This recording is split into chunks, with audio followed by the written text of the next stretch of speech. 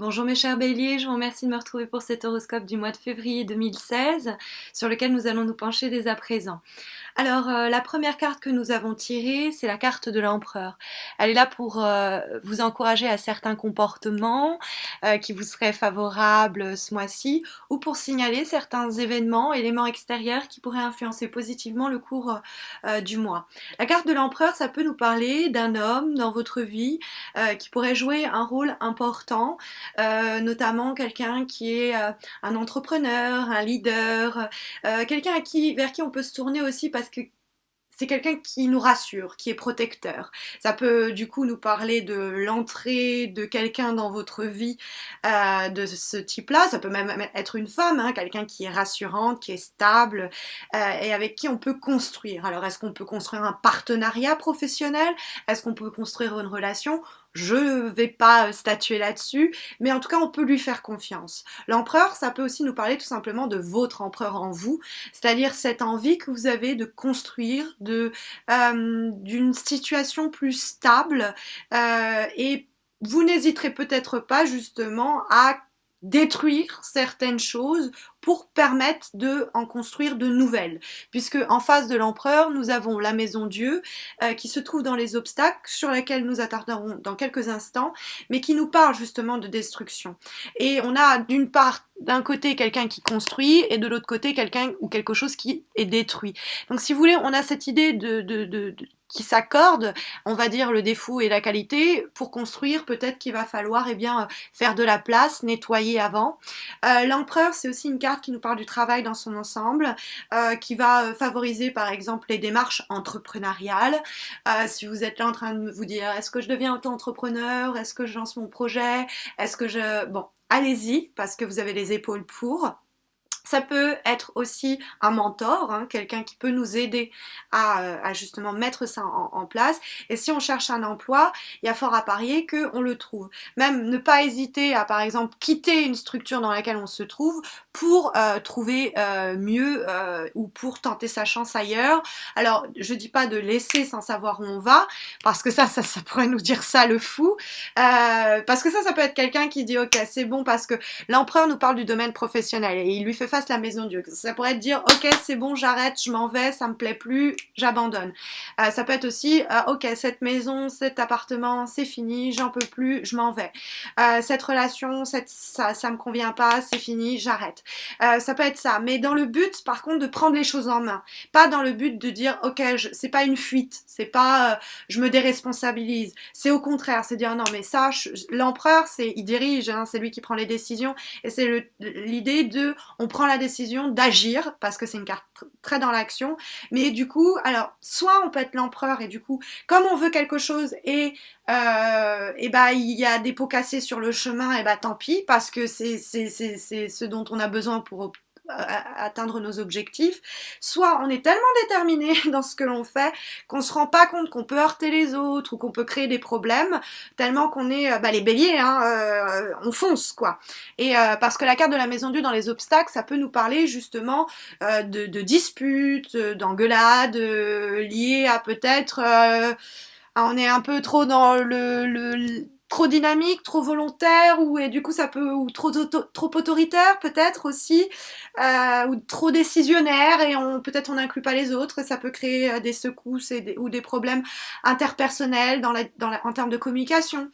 Mais la maison Dieu, ça peut être aussi plus simplement quelqu'un qui est au bord de la crise de nerfs, ou quelqu'un qui arrive à regarder, parce qu'on le voit, l'empereur qui est tourné comme ça vers la maison Dieu, peut-être qu'on regarde en face la triste vérité qui est que ça c'est en train de se casser la figure, et que soit il faut mettre une croix dessus, soit il faut accepter le changement pour pouvoir avancer et construire.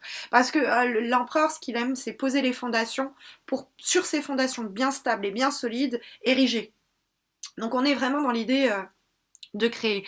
Mais au-dessus on a la carte du fou, le mât, qui, vous voyez, il a son baluchon sur le dos, il a son petit bâton, il y a là l'animal qui essaye de le retenir, mais il le regarde même pas tant il est tourné vers ce nouvel horizon.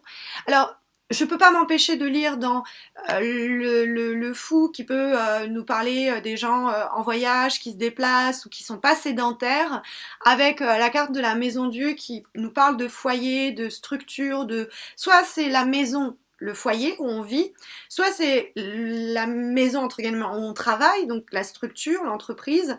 Et comme elle est dans les obstacles et comme si c'était quelque chose qui était soit source de tracas, soit qui était eh bien gommé, rayé, hein, comme si la vague, les vagues que vous voyez là, elle est hop rayée complètement avec la foudre, la maison Dieu, qui bon, la tour de Babel, mais ça c'est pas très intéressant. Mais comme on a le foyer et qu'on a quelqu'un qui s'en va, il est possible qu'on ait envie de partir, quoi. Vraiment envie d'écouter son intuition intérieure. Alors, si c'est le cas, et cette idée-là de mettre à mort quelque chose ou quitter quelque chose, et puis tenter son aventure ailleurs, parce que vous voyez, là dans l'édition du Morgan Greer, du tarot que j'utilise, ils l'ont carrément mis le chiffre 0. Normalement, elle n'a pas de numéro parce que c'est plus compliqué que ça. Mais il y a cette idée de nouveau cycle, de départ vers l'inconnu, vers quelque chose de complètement nouveau, un nouveau souffle. Bon, mais il y a cette idée où on ne sait pas exactement où on va, ou alors on recommence complètement à zéro et on est oula, je sais pas trop par où commencer. Si vous avez ces envies-là qui vous traversent pour ce mois de février, mes chers béliers, mettez-les un peu en veille. Alors, vous pouvez planifier, préparer, hein, l'empereur qui met sa stratégie en place, mais la carte de l'étoile nous dit que vos envies, vos désirs sont sur le point de se réaliser. C'est-à-dire que c'est une très belle carte, la carte de l'étoile, c'est une carte de résolution des conflits, de désirs exaucés, de souhaits que l'on voit se concrétiser, mais c'est une carte qui appelle à la patience. Il y a une forme de passivité dans la carte de l'étoile qui nous dit que les choses arrivent plus tard que ce que l'on souhaiterait et que du coup, vaut mieux calmer un peu les chevaux et même si on voit bien hein, qu'on est sur le bord d'un changement, on va le prendre de façon un peu tempérée et on va surtout pas forcer les choses, on va attendre. L'étoile, c'est vraiment, on a la chance presque de notre côté, faut laisser les choses se faire, elles vont se faire bien. Donc si jamais vous avez des craintes parce que vous voyez une instabilité dont peut nous parler la maison Dieu, mais aussi le fou, parce que le fou, comme je vous disais, il peut être un peu désorienté, il sait pas exactement où il met les pieds. L'étoile nous dit, vous inquiétez pas, ayez confiance en vous, ayez confiance en la situation, en votre avenir, les choses vont tourner en votre faveur. Alors peut-être que du coup ça va appeler un peu de patience et il va falloir attendre peut-être mars pour que les choses se mettent vraiment complètement en place et qu'on est dans un mois de transition mais avec des bonnes énergies malgré la maison Dieu qui pose problème. Voilà, j'espère que ce tirage saura vous guider d'une manière ou d'une autre pour ce mois de février. C'est l'occasion aussi pour moi de vous inviter à me suivre sur Facebook où j'organise chaque mois un concours pour vous permettre de remporter un tirage personnalisé, bien évidemment gratuit.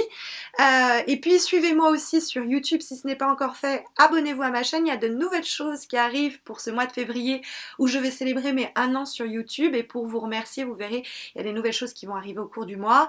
Et donc, si vous êtes abonné, vous ne raterez rien. Voilà, je vous remercie, je vous souhaite à tous et à toutes un très bon mois de février et je vous dis j'espère à bientôt.